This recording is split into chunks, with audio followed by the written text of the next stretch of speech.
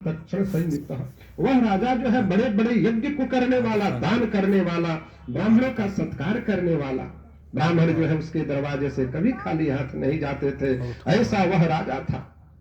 शील आचार गुण आदि तथा क्षत्रिय धर्म युक्त राजा था। वह राजा जो है क्षत्रिय के समान जो है था। वह दंडनीय पुरुषों को दंड देता था और सपुत्र के सदृश धर्म की और प्रजा की हमेशा जो है रक्षा करता था, रक्षा के लिए तैयार रहता था।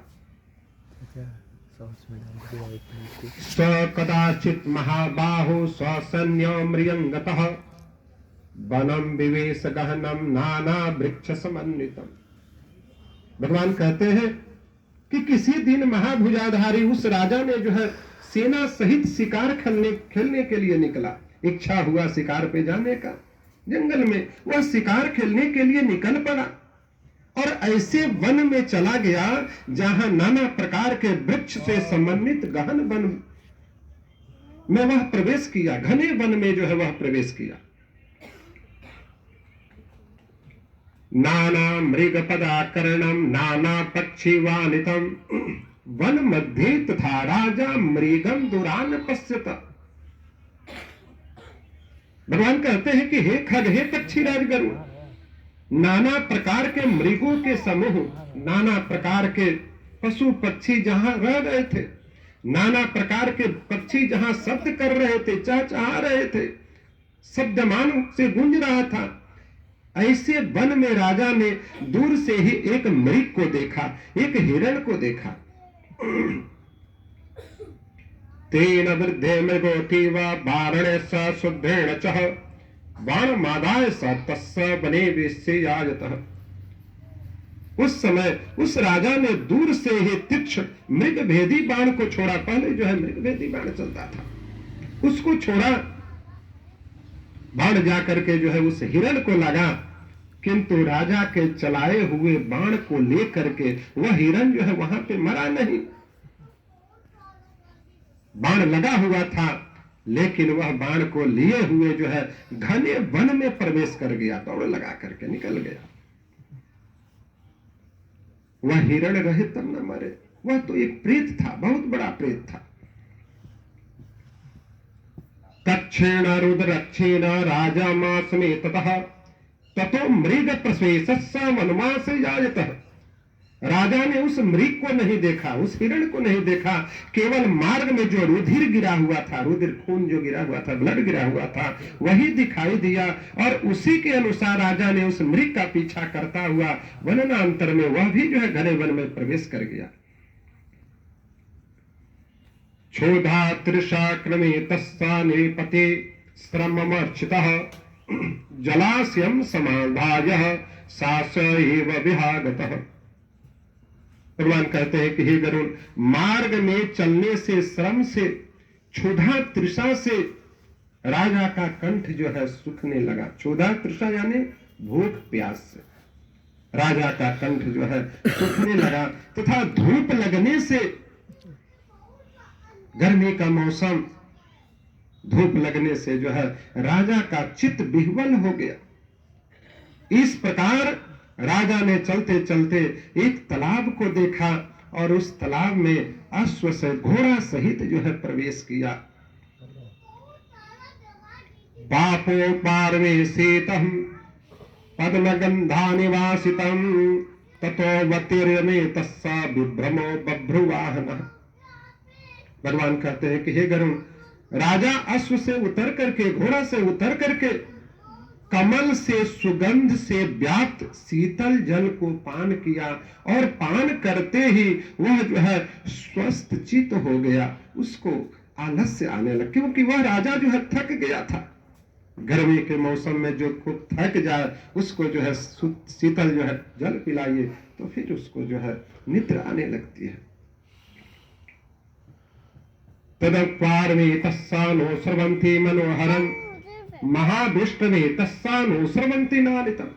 भगवान कहते हैं कि हे गरुड़, राजा ने उस समय वहां एक बट वृक्ष को देखा, बहुत बड़ा जो है एक बरगद का पेड़ देखा। उसकी छाया को देखते ही मन को हरने वाले विस्तृत डालों से युक्त था। वह पेड़ ऐसा इतना बड़ा था, बड़े बड़े डाल वाला, बहुत दूर में जो है फैला हुआ था, और पक्षियों के संग उस पर बैठ करके जो है शब्दमान हो रहे थे। वह संपूर्ण वन में ध्वजा के सदृश जो है बहुत बड़ा पेड़ दिखाई दे रहा था। वैसा पेड़ राजा जो है कहीं नहीं देखा था।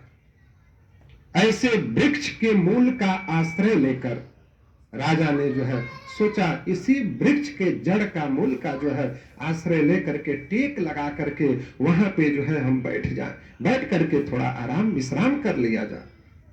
यह सोच करके राजा जो है वहीं बैठ गया। अथ प्रेतम दर्शने तच्च छोदरे व्याकुलेन्द्रियम ऊत कच्चा मलि कुंजा भीमा भीम दर्शनम। भगवान कहते हैं कि हे पक्षीराज गरुड़, वहां राजा ने एक बैठे बैठे एक प्रेत को देखा। बैठे बैठे राजा ने वहां एक प्रेत को देखा।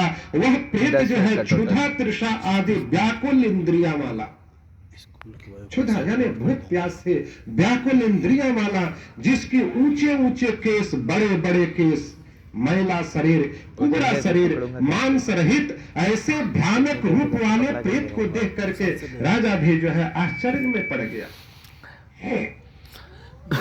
और प्रेत भी जो है ऐसे भयंकर घने वन में राजा को देख करके प्रसन्न हो गया, और प्रसन्न चित्त हो करके राजा के पास जाकर के उसने बोला, प्रेत ने बोला, प्रेत भार में तस्सानो श्रवंते याजतः। हे राजन, प्रेत ने बोला कि हे राजन, हे महाराज, आपके संयोग से, आपके दर्शन से मैं अपना प्रेत तत्व को त्याग करके उत्तम गति को प्राप्त हुआ। केवल आपके दर्शन से ही मैं धन्य मानता हूं। ऐसे बात को सुन करके भाई किसी को भी डर हो जाएगा। राजा को भी डर हो गया कि हमको देखते ही वह कैसे जो है उत्तम गति को प्राप्त हो गया, हम में कौन सी शक्ति है।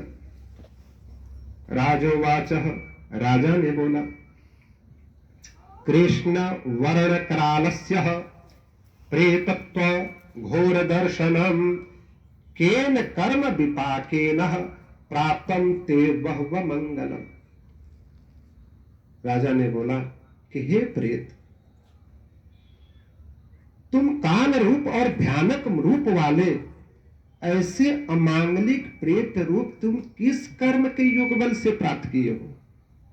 तुम कौन सा ऐसा कर्म किए हो कि अभी तक तुम्हारा प्रेत तत्व छूटा नहीं है, उसी तरह पड़ा हुआ है? कौन सा ऐसा कर्म कर दिए थे? प्रेत का प्रेतत्व कारणम तात ब्रूहि सर्वमेशतः। तुम इस प्रेत तत्व के कारण को तुम मुझसे कहो, और तुम कौन हो?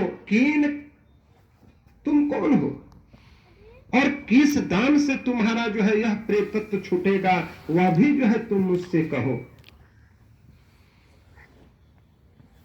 प्रेत उवाच, प्रेत ने बोला, कथ्यामि निपसृष्ट सर्वा देवा यात्रम प्रेतत्व कारणम श्रुत्वा दयाकर्ष वर्षितः।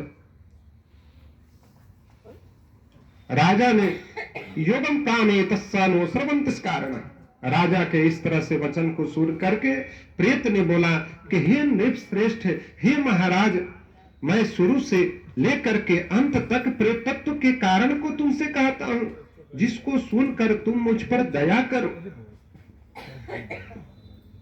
वैदिशम नाम नगरम सर्वत संपत् समन्वितम नाना जनपदाकरणम नाना रत्न समाकुलम।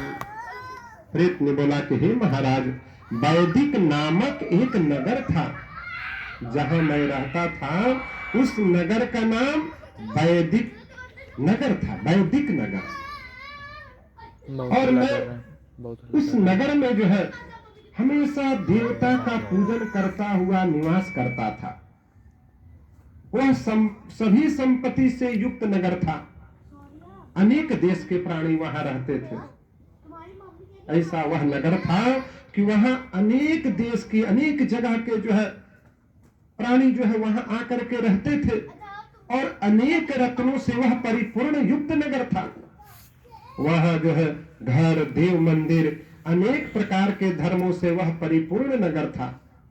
हमेशा जो है भगवान का कीर्तन, भजन सब कुछ वहां होते रहता था। मैं उस नगर में सदा देवता का पूजन करता हुआ मैं रहता था, निवास करता था। हमेशा जो है हमने देवता का पूजन किया। और प्रेत ने क्या बोला? हव्य हव्य पारणे तस्सा नाना धर्मवन्नितम वैश्यो जातम स्वदेहम च नानाम नासस्कारिणः। मैं जाति का वैश्य था, मैं जाति का जो है वैश्य था। मेरा नाम सुदेव था। हब्बे न तर्पिता देवा। हे राजा साहब, मैंने हब्बे न तर्पिता देवा, हब यानी पूजा पाठ से मैंने देवताओं को तृप्त किया। और कब्बे न पितरोस तथा, कब यानी पिंडदान से, तिलांजलि से, जल दे करके हमने अपने पितरों को भी तृप्त कर दिया, किसी को नहीं छोड़ा, सब मैं करता था। इतना हमने जो है पुण्य किया। तत्सर्वम निष्फलम राजन। हे राजन, किया हुआ सब विफल हो गया। तत्सर्वम निष्फलम राजन मम वेदास यादतम यथा में निष्फलम जातम सुकृतम वदामिते।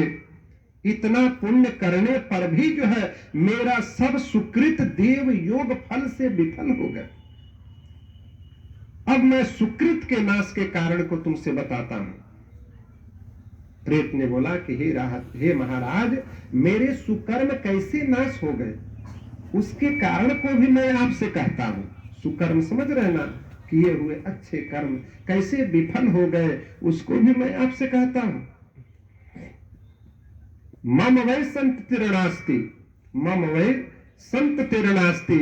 मेरा कोई संतान नहीं था।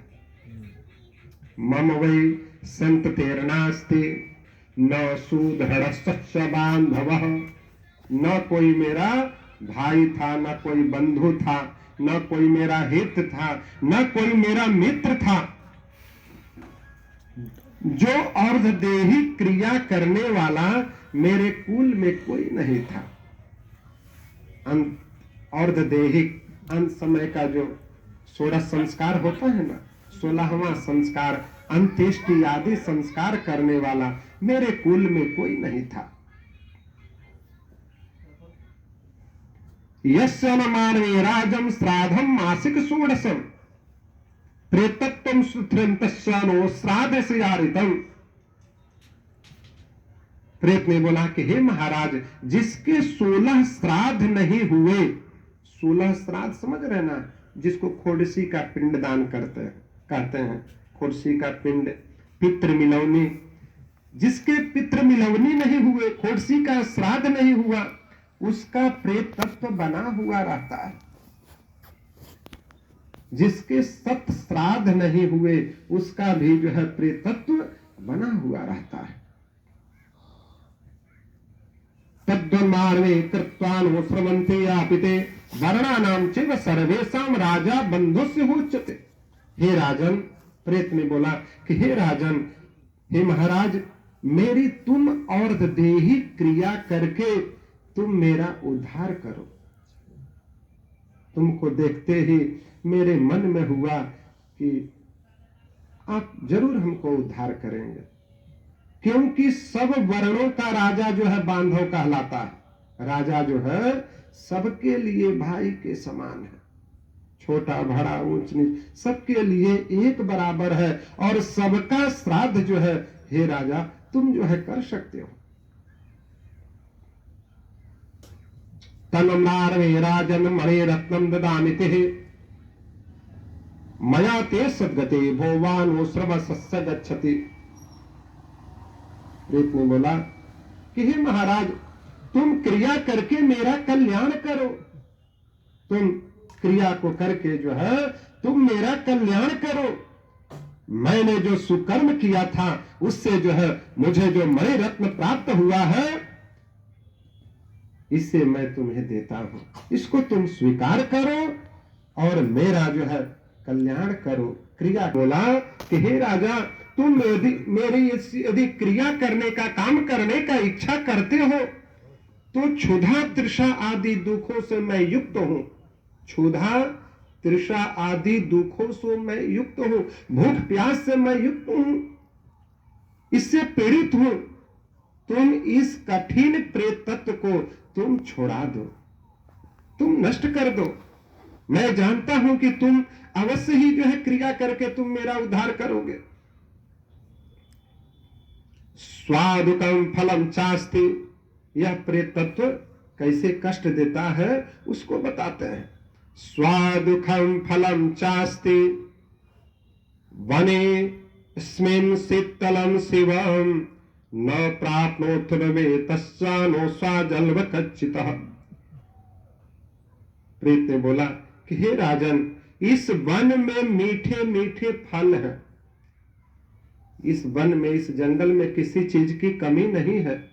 मीठे मीठे फल है, सुंदर ठंडा जल भी है, किंतु क्षुधातुर मैं इस फल को नहीं खा सकता क्योंकि यह श्रापित है। प्रेत योनि में हूं इसलिए मेरे हाथ में आएगा ही नहीं, श्रापित है, इसको नहीं खा सकता। इसलिए प्रेतत्व कष्ट देता है। व्याकुल होकर के मैं भटक रहा हूं और तृषातुर में इस जल को नहीं पी सकता, जल भी जो है मेरे हाथ में आएगा ही नहीं कि प्रेत योनि में है, ये तो श्रापित योनि। इसलिए इस प्रेतत्व को तुम जो है छुड़ा दो, नष्ट कर दो। यदि वेद्रमेतारं वेदे नारण में महान तदग्रे वेद मंत्रिश्चा क्रिया सर्वस देहिकम। प्रेत ने बोला कि हे राजन, तुमको मैं प्रेतपन छूटने का उपाय मैं तुमसे बताता हूं। हे राजन, मेरे लिए तुम जो है नारायण बलि क्रिया को करना, अर्ध देही क्रिया को करो।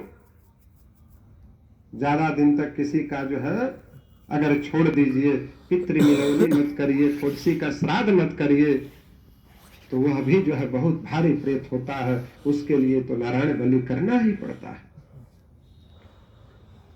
प्रेत ने बोला कि हे राजन, ऐसा करने से जो है प्रेत तत्व नाश हो जाएगा, उसमें कुछ भी संदेह नहीं है। और दूसरा उपाय है कि वेद मंत्रों का उच्चारण करना, दान देना और जीवों पर दया करना। जो तुम जीव हिंसक कर रहे हो, शिकार कर रहे हो, इस पर तुम दया करो। चक्षुमार्वे तस्सानो स्रवन्ते संगतः प्रेत योनि विनाशाय भवन्ति सीमया श्रुतम्। प्रेत ने बोला कि हे राजन, सत्य शास्त्र के इतने दिन के बीच में जो है अच्छे पुरुषों का संगत करना चाहिए। ये सब जो है प्रेत योनि को नाश करने वाला है। प्रेत ने बोला कि हे राजन, मैंने ही जो है बहुत बड़े बड़े ग्रंथ को पढ़ा, समझा हूं, इसलिए जो है तुम्हें बता रहा हूं। प्रेत तत्व का नाश करने वाली जो है विष्णु की पूजा है। उसमें कहा है कि 16 मासे का स्वर्ण का टुकड़ा लेकर के, छोटा सा जो है सोने का टुकड़ा लेकर के, उसमें जो है विष्णु का प्रतिमा बनवाने, नारायण बलि जो किया जाता है उसमें जो है प्रतिमा लगता है, सोने का जो है सत्तेश का, फिर सोने का विष्णु का, चांदी का ब्रह्मा का, तांबे का रुद्र का, लोहे का यम का, सीसा या रांगा का प्रेत का प्रतिमा होता है।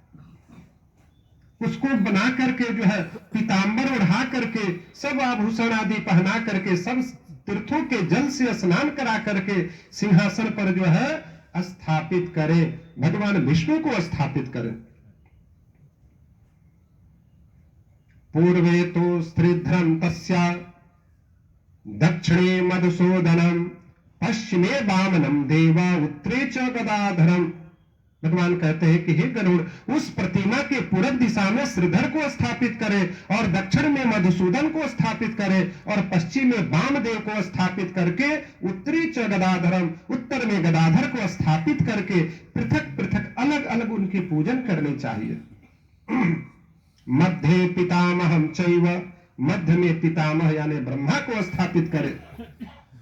पितामहम चैव देवम श्यामने महेश्वरम, उनके बगल में महेश्वर यानी रुद्र को स्थापित करे, उनका भी पूजन करे। ततः प्रदक्षिणम कृत्वा, पूजन करने के बाद जो है परिदक्षिण मतलब उनका परिक्रमा कर ले। परिक्रमा करने के बाद जो है अग्नि में घी से हवन करे और दूध से विश्व देव का और देवताओं का जो है तर्पण करे। कच्चा दूध से जो है शंख में लेकर के उनका जो है शालिग्राम जी का, फिर जितने भी देवता हैं उनका जो है तर्पण करना चाहिए।